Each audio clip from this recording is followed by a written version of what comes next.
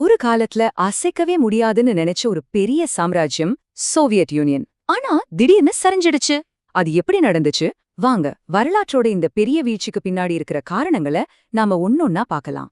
69 வருஷம், கிட்டத்தட்ட ஒரு மனுஷனோட முழு ஆயுட்காலம். அவ்ளோ நீண்ட காலத்துக்கு சோவியத் யூனியன் உலக அரசியல்ல ஒரு தவிர்க்க முடியாத சக்தியா இருந்துச்சு. அது ஒரு பெரிய சகாப்தம்னே சொல்லலாம். அது வெறும் நிலப்பரப்புல மட்டும் பெரிய நாடு இல்ல. அதோட ராணுவ பலம், உலக அரசியல், அதோட செல்வாக்கு, கம்யூனிஸ்ட் சித்தாந்தத்தோட பரவல்னு எல்லாத்துலயும் அமெரிக்காவுக்கு சரிக்கு சமமா நின்னுச்சு. அப்போ இருந்த பல பேருக்கு இந்த 2 வல்லரசுகள் இருக்கிற உலக அமைப்பு எப்போதுமே மாறாதுன்னு தான் தோணுச்சு. அப்போ இரும்பு தெர மாதிரி அவ்வளோ உறுதியா தெரிஞ்ச இந்த மாபெரும் சக்தி எப்படி சில வருஷத்திலேயே சுக்குநூறா உடைஞ்சு போனது? இந்த கேள்விக்கான பதில தான் நாம இப்போ தேட போறோம். சோவியத் யூனியனோட வீழ்ச்சிக்கு வெளியிலிருந்து எந்த எதிரியும் தேவைப்படல. அதோட அஸ்திவாரத்திலேயே நிறைய விரிச்சல்கள் இருந்துச்சு. முதல் மற்றும் ரொம்ப ஆழமான பிரச்சனை அதோட அமைப்புக்குள்ளேயே தான் இருந்துச்சு. சோவியத் யூனியன் பார்க்கறதுக்கு ஒரே தேசம் மாதிரி ஒரு தோற்றத்தை கொடுத்தாலும் உண்மையில அது 15 வெவ்வேறு குடியரசுகளோட ஒரு கட்டாய கூட்டமைப்பு. இதெல்லாம் வெறும் பேர்ல மட்டும் இருந்த வேறுபாடுகள் கிடையாது. உக்ரைனியர்கள், கசகஸ்தானியர்கள், லாட்வியர்கள்னு ஒவ்வொருத்தருக்கும் அவங்களுக்கே உரித்தான தனி மொழி, கலாச்சாரம், ஏன் ரஷ்ய ஆதிக்கத்துக்கு முன்னாடி ஒரு நீண்ட வரலாறே இருந்துச்சு. இந்த வேறுபாடுகள் ஒரே மையப்படுத்தப்பட்ட ஆட்சிக்கு கீழே தொடர்ந்து ஒருவித உராய்வையும் அதிருப்தியையும் உண்டாக்கிக்கிட்டே இருந்துச்சு.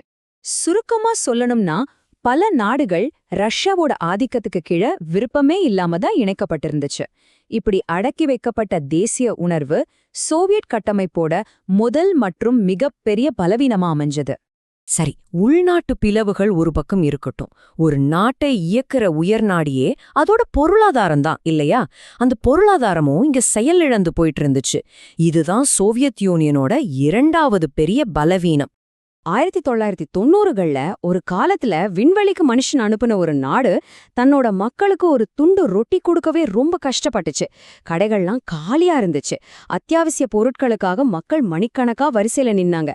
அதாவது அந்த சிஸ்டம் அதோட அடித்தளத்தையே கைவிட்டுருச்சுன்னு தான் சொல்லணும். இந்த முரண்பாடு தான் சோவியத் பொருளாதாரத்தோட மைய பிரச்சனை.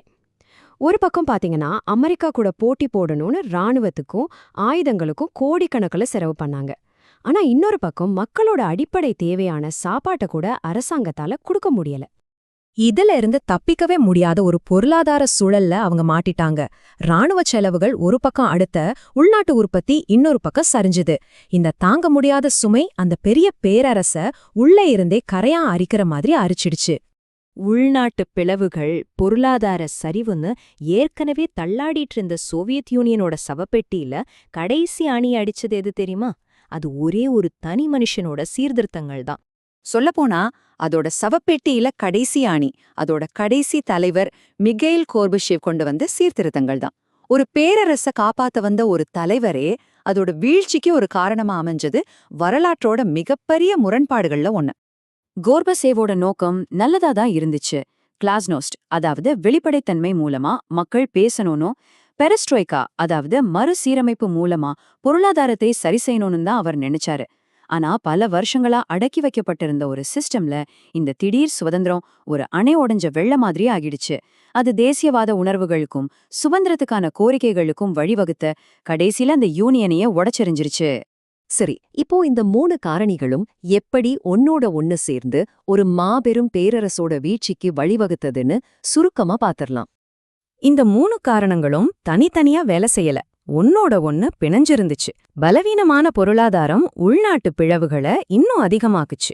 இந்த சூழ்நிலையில கோர்பசேவோட சீர்திருத்தங்கள் எரியற நெருப்புல எண்ணெய ஊத்துன மாதிரி ஆகி தவிர்க்க முடியாத அந்த சரிவை இன்னும் வேகப்படுத்திருச்சு. கடைசியா நாம புரிஞ்சுக்க வேண்டியது இதுதான்: சோவியத் யூனியனை யாரும் போர்ல தோற்கடிக்கல. அதோட அஸ்திவாரமே ரொம்ப பலவீனமா இருந்ததுனால அது தன்னோட சொந்த பாரத்தாலேயே செறிஞ்சிடுச்சு. பல வருஷங்களா ஏற்பட்ட சின்ன சின்ன விரிசல்கள் கடைசியில அந்த பெரிய கோபுரத்தையே வீழ்த்திடுச்சு. அப்போ ஒரு தேசத்தோட உண்மையான பலம் அதோட ஆயுதங்கள்ல இருக்கா, இல்ல அதோட மக்களோட நல்வாழ்வுல இருக்கா?